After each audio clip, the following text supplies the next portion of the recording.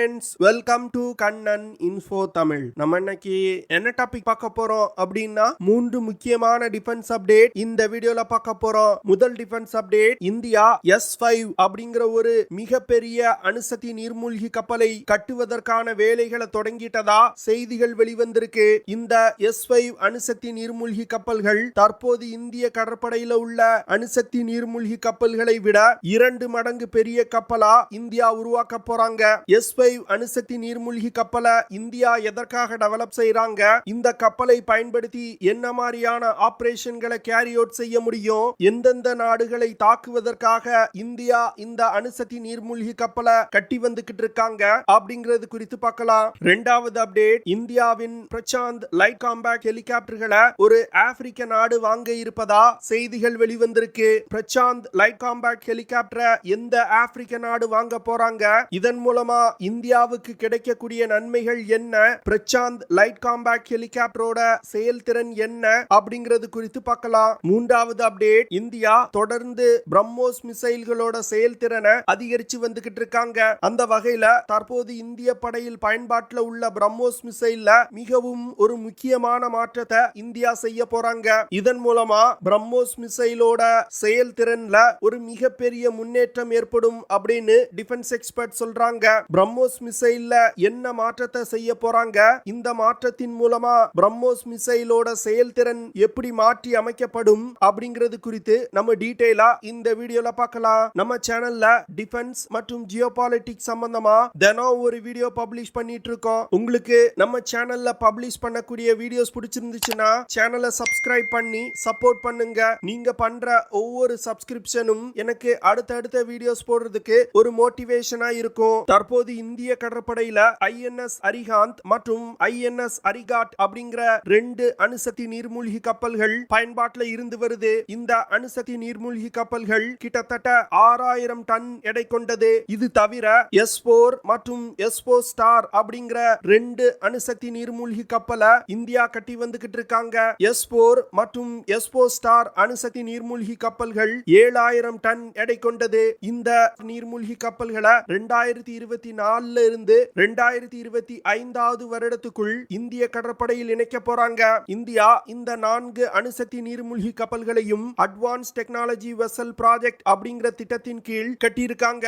இந்த திட்டம் பாரத பிரதமரின் நேரடி கண்காணிப்பிற்கு கீழ் வரக்கூடிய திட்டம். இந்த அட்வான்ஸ் டெக்னாலஜி வெசல் ப்ராஜெக்ட் திட்டத்தின் கீழ் இந்தியா கட்டி வந்த 4 அணுசக்தி நீர்மூழ்கி கப்பல்களும் 2025 வருடத்துக்குள் கட்டி முடிக்கப்பட உள்ளது. இதனை தொடர்ந்து இந்தியா S-5 அப்படிங்கிற ஒரு மிகப்பெரிய அணுசக்தி நீர்மூழ்கி கப்பலை கட்டும் திட்டத்தை கையில் எடுத்திருக்காங்க. அதனால S-5 அணுசக்தி நீர்மூழ்கி கப்பல்களை உருவாக்குவதற்கான நிதியை தற்போதே இந்திய அரசாங்கம் ஒதுக்க ஆரம்பிச்சிட்டாங்க அப்படின்னு செய்திகள் வெளிவர ஆரம்பிச்சிருக்கு. இந்திய அரசாங்கம் 3 S-5 கிளாஸ் அணுசக்தி நீர்மூழ்கி கப்பல்களை உருவாக்குவதற்கு திட்டமிட்டிருக்காங்க.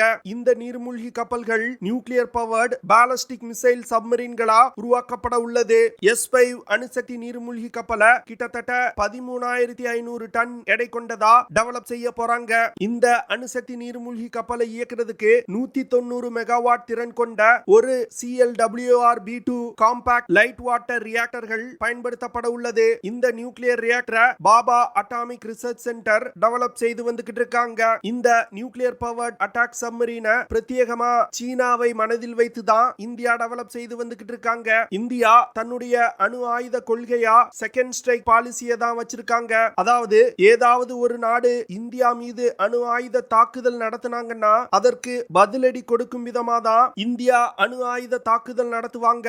எந்த நாட்டின் மீதும் இந்தியா முதல்ல அணு ஆயுத தாக்குதல் நடத்த மாட்டாங்க அப்படிங்கிறது இந்தியாவுடைய அணு ஆயுத கொள்கை. அப்படி இருக்கும் பொழுது சீனா மற்றும் பாகிஸ்தான் இந்தியா மீது முதல்ல ஒரு அணு ஆயுத தாக்குதல் நடத்தி தரையில் இருக்கக்கூடிய இந்தியாவின் அக்னி பாலிஸ்டிக் மிசைல்கள் மற்றும் அணு ஆயுதங்களை அழிச்சிட்டாங்கன்னா இந்தியாவால பதிலடி கொடுக்க முடியாத நிலை ஏற்படும். இந்த விஷயத்தை தவிர்ப்பதற்காக தான் இந்த S-5 nuclear powered ballistic missile சப்மரீனை இந்தியா டெவலப் செய்றாங்க.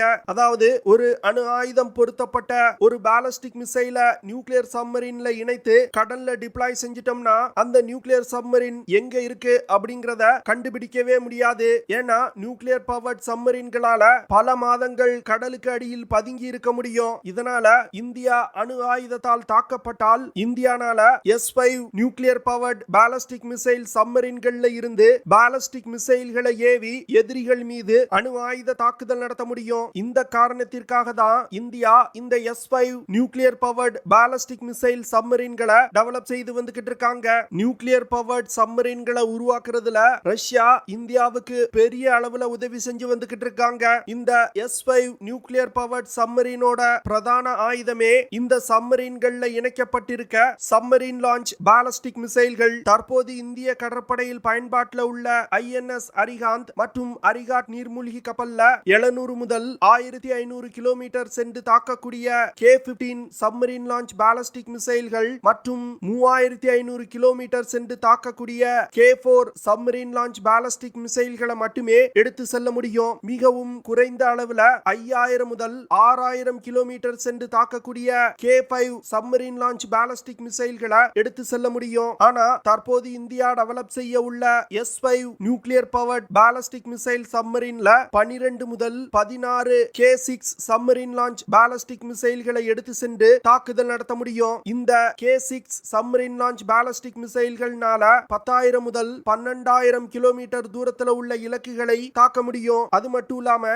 அக்னி 5 மிசைல்ல பயன்படுத்தப்படும் MIRV வார்ஹெட் தொழில்நுட்பமும் இந்த மிசைல்ல பயன்படுத்தப்பட உள்ளது. இந்த MIRV வார்ஹெட் தொழில்நுட்பம் மூலமா வெவ்வேறு திசைகள்ல வெவ்வேறு தூரத்தில் இருக்கக்கூடிய 10க்கும் மேற்பட்ட டார்கெட்டுகள் மீது ஒரே மிசைலை பயன்படுத்தி சைமல்டேனியஸா தாக்குதல் நடத்த முடியும். அடுத்து 5000 முதல் 6000 கிலோமீட்டர் சென்று தாக்கக்கூடிய K-5 சப்மரீன் லான்ச் பாலிஸ்டிக் மிசைல்களையும் அதிக எண்ணிக்கையில இந்த நீர்மூழ்கி கப்பல்ல எடுத்து செல்ல முடியும். இந்த S-5 அணுசக்தி நீர்மூழ்கி கப்பல் வெற்றிகரமா டெவலப் செய்யப்பட்டு அதுல K-6 மற்றும் K-5 submarine launch ballistic missile வெற்றிகரமா இணைக்கப்பட்டால் இந்தியாவால் உலகின் எந்த ஒரு நாட்டின் மீதும் அணு ஆயுத தாக்குதல் நடத்த முடியும். அது மட்டும் இல்லாம bay of Bengal, Arabian sea மற்றும் இந்திய பெருங்கடலோட எந்த ஒரு பகுதியில் இருந்து கொண்டும் சீனாவின் முக்கியமான நகரங்களை தாக்க முடியும். இது சீனாவோடு ஒரு யுத்தம் வரும் பொழுது இந்தியாவுக்கு ஒரு மிகப்பெரிய அட்வான்டேஜா இருக்கும். இந்த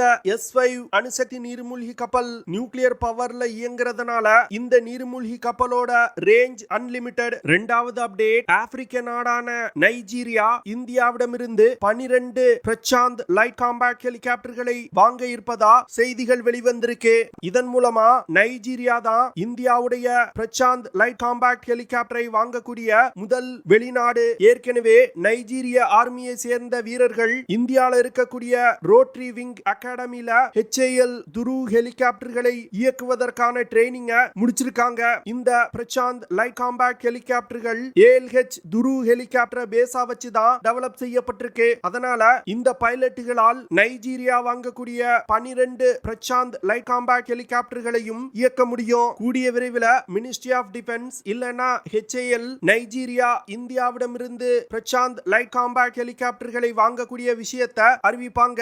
இது இந்தியன் டிஃபென்ஸ் இண்டஸ்ட்ரிக்கு கிடைத்த ஒரு மிகப்பெரிய வெற்றியா டிஃபென்ஸ் எக்ஸ்பர்ட்ஸ் பார்க்கறாங்க. நைஜீரியாவுக்கு பிரசாந்த் லைட் காம்பேக்ட் ஹெலிகாப்டர்களை விற்பனை செய்வதன் மூலம் ஆப்பிரிக்கால தன்னுடைய ஆயுத ஏற்றுமதியை இந்தியாவால பெருமளவு அதிகரிக்க முடியும். சமீபத்துல ஆப்பிரிக்க நாடுகளை சேர்ந்த ராணுவ அதிகாரிகளை இந்தியாவுக்கு அழைத்து ஆயுத விற்பனை தொடர்பா ஒரு மிகப்பெரிய நிகழ்ச்சியை இந்தியா நடத்தினாங்க. அதனால வரும் காலத்துல இந்தியா தன்னுடைய ஆயுதங்களை ஆப்பிரிக்க நாடுகளுக்கு அதிக அளவுல ஏற்றுமதி செய்வதற்கு திட்டமிட்டிருக்காங்க. அதற்கு கிடைத்த வெற்றி தான் இந்த 12 பிரசாந்த் லைட் காம்பேக்ட் ஹெலிகாப்டர்களை ஏற்றுமதி செய்வதற்கான ஆர்டர். நைஜீரியா வாங்க உள்ள பிரசாந்த் லைட் காம்பேக்ட் ஹெலிகாப்டர் ஒரு தனித்துவமான ஹெலிகாப்டர். இந்த ஹெலிகாப்டர்களை இந்தியா பிரத்யேகமா ஹை ஆல்டிடியூட் பகுதிகளில் பயன்படுத்துவதற்காக டெவலப் செஞ்சிருக்காங்க.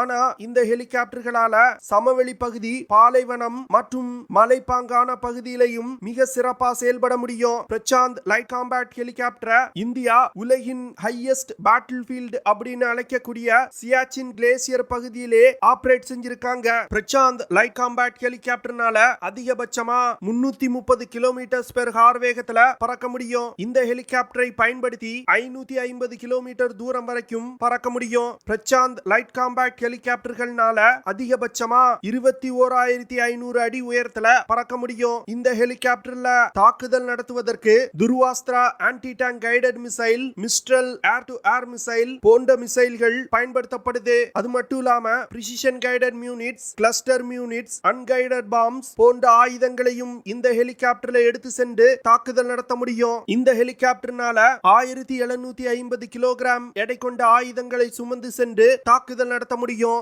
பிரசாந்த் லைட் காம்பேக்ட் ஹெலிகாப்டரை பயன்படுத்தி சர்ச் அண்ட் ரெஸ்கியூ ஆபரேஷன்களை கேரி அவுட் செய்ய முடியும். அது மட்டும் இல்லாம destruction of enemy air defence அப்படின்னு சொல்லக்கூடிய டெட் ஆபரேஷனையும் கேரி அவுட் செய்ய முடியும். தீவிரவாதிகளுக்கு எதிராக நடத்தக்கூடிய கவுண்டர் இன்சர்ஜென்சி ஆபரேஷன்ல இந்த பிரசாந்த் லைட் காம்பேக்ட் ஹெலிகாப்டர்கள் மிக சிறப்பா செயல்பட்டிருக்கு. இந்த ஹெலிகாப்டரை பயன்படுத்தி ஹை ஆல்டிடியூட் பகுதியில் இருக்கக்கூடிய எதிரிகளின் பங்கர்களை தாக்கி அழிக்க முடியும். பிரசாந்த் லைட் காம்பேக்ட் ஹெலிகாப்டர்கள் ஒரு ஸ்டெல்த் திறன் கொண்ட ஹெலிகாப்டர். இதனால எதிரிகளின் ரடார் சிஸ்டத்தினால இந்த ஹெலிகாப்டர்களை கண்டுபிடிக்க முடியாது. அது மட்டும் இல்லாம எதிரிகளின் தாக்குதலில் இருந்து இந்த ஹெலிகாப்டர்களை பாதுகாப்பதற்கு தேவையான ஆர்மர்களும் இந்த ஹெலிகாப்டர்கள்ல பொருத்தப்பட்டிருக்கு. இந்தியா பிரம்மோஸ் என்ஜி அப்படிங்கிற ஒரு அதிநவீன பிரம்மோஸ் மிசைல டெவலப் செய்து வந்துகிட்டு இருக்காங்க. அதே வேளையில பிரம்மோஸ் 2 அப்படிங்கிற ஒரு ஹைப்பர்சானிக் மிசைலையும் இந்தியா டெவலப் செஞ்சு வந்துகிட்டு இருக்காங்க. இந்த மிசைல்னால மாக் 7 அப்படிங்கிற வேகத்துல பறந்து சென்று இலக்கை தாக்க முடியும். அதாவது ஒலியின் வேகத்தை விட 7 மடங்கு வேகமா சென்று இலக்கை தாக்கும். இது போன்ற 2 அதிநவீன மிசைல்களை இந்தியா டெவலப் செஞ்சு வந்துகிட்டு இருந்தாலும் ஏற்கனவே பயன்பாட்டில் உள்ள பிரம்மோஸ் மிசைலையும் சில முக்கியமான மாற்றங்களை கொண்டு வர போறாங்க. இந்த மாற்றங்கள் பிரம்மோஸ் மிசைல உலகின் தலை சிறந்த க்ரூஸ் மிசைலா வரும் காலத்திலையும் இருக்க வைக்கும். இந்தியா பிரம்மோஸ் மிசைல்ல முந்தைய காலங்கள்ல பல்வேறு விதமான மாற்றங்களை செஞ்சிருக்காங்க. குறிப்பா மிசைலோட தாக்குதல் தூரத்தை அதிகரிப்பது, மிசைலோட எடையை குறைப்பது போன்ற மாற்றங்களை செஞ்சிருக்காங்க. ஆனா மிசைலோட வேகத்தை அதிகரிப்பதற்கு எந்த ஒரு மாற்றமும் இதுவரைக்கும் செய்யப்படல. தற்போதைய நிலையில் பிரம்மோஸ் மிசைல்னால மாக் 3 அப்படிங்கிற வேகத்துல பறந்து சென்று இலக்குகளை தாக்க முடியும். ஆனா தற்போது இந்தியா பிரம்மோஸ் மிசைலோட வேகத்தை அதிகரிப்பதற்கு திட்டமிட்டிருக்காங்க. அதாவது பிரம்மோஸ் மிசைலோட வேகத்தை மாக் 4க்கு மேல உயர்த்த இந்தியா திட்டமிட்டிருக்காங்க. அதற்காக பிரம்மோஸ் மிசைல்ல பயன்படுத்தப்படும் ராம்ஜெட் இன்ஜினோட செயல்திறனை அதிகரிக்க போறாங்க. ஹைப்பர்சானிக் ஸ்பீட் அப்படிங்கிறது மாக் 5க்கு மேல ஒரு மிசைல் பறந்துச்சுன்னா அத ஹைப்பர்சானிக் வேகம்னு சொல்லுவாங்க. இந்தியா பிரம்மோஸ் மிசைல மாக் 4.5 வேகத்துல பறக்க வைப்பதற்கு முயற்சி செய்து வந்துகிட்டு இருக்காங்க. இதனால இந்த வேகத்தை நியர் ஹைப்பர்சானிக் ஸ்பீட் அப்படின்னு சொல்லுவாங்க. இந்தியா பிரம்மோஸ் மிசைலோட வேகத்தை மட்டும் அதிகரிச்சிட்டாங்கன்னா தற்போது உள்ள பிரம்மோஸ் மிசைலை பயன்படுத்தி ஒரு தாக்குதல் நடத்துவதை விட புதிதாக உருவாக்கப்படும் பிரம்மோஸ் மிசைல்களை கொண்டு தாக்குதல் நடத்துவது அதிக சேதத்தை ஏற்படுத்தும். ஓகே ஃப்ரெண்ட்ஸ், நம்ம வீடியோவோட நிறைவு பகுதிக்கு வந்துட்டோம். இதெல்லாம் தான் நான் உங்ககிட்ட ஷேர் பண்ணணும் அப்படின்னு நினைச்ச விஷயங்கள். ஐ ஹோப் நான் ஷேர் பண்ண விஷயங்கள் உங்களுக்கு பிடிச்சிருக்கும்னு நினைக்கிறேன். அப்படி பிடிச்சிருந்துச்சுன்னா ஷேர் பண்ணுங்க, லைக் பண்ணுங்க, கமெண்ட் பண்ணுங்க. மறக்காம நம்ம சேனலுக்கு சப்ஸ்கிரைப் பண்ணுங்க. அப்படியே அந்த பெல் நோட்டிபிகேஷனை கிளிக் பண்ணி ஆல்ங்கிற ஆப்ஷனை எனேபிள் பண்ணிக்கங்க. See you in the next video. Jai Hind.